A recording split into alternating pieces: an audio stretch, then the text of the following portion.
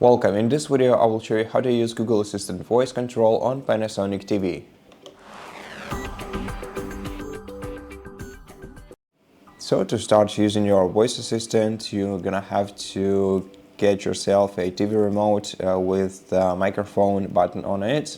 This one supports Google Assistant, and in order to start speaking to a voice assistant, you're gonna have to press and hold the microphone button and speak into your remote control.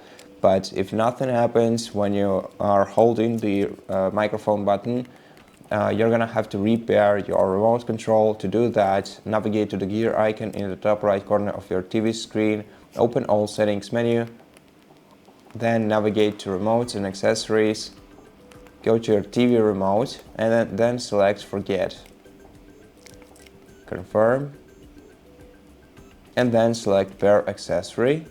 Now you're gonna have to hold down the return button and home button at the same time until your remote control appears on the sidebar. If you see other buttons right here, then press and hold them instead, and just hold them until you see your remote control on the sidebar on the devices list.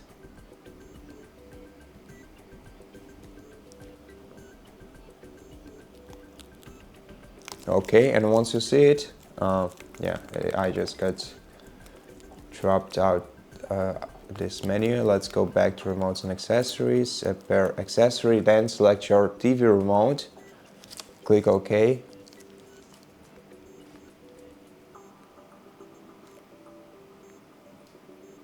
Okay, and now that it's paired, let's restart the TV by holding down the power button for a couple of seconds, then select OK to shut down your TV.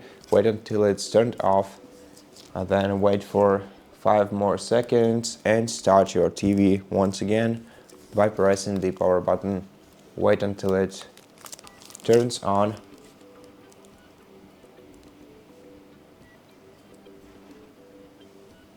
And after your TV is restarted, you can start using your voice assistant normally. So just hold down the microphone button and speak comments like open YouTube,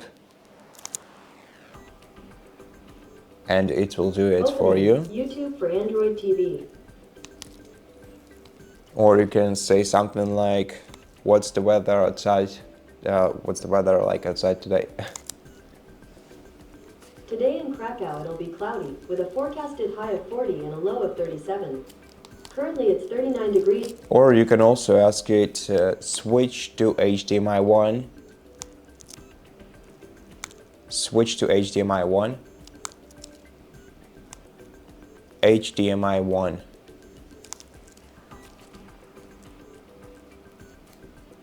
Yeah, in case I had something switched to HDMI 1, it would actually start running the PS5 in my case, but I don't have it currently connected there, so instead I'm just being switched to an empty channel.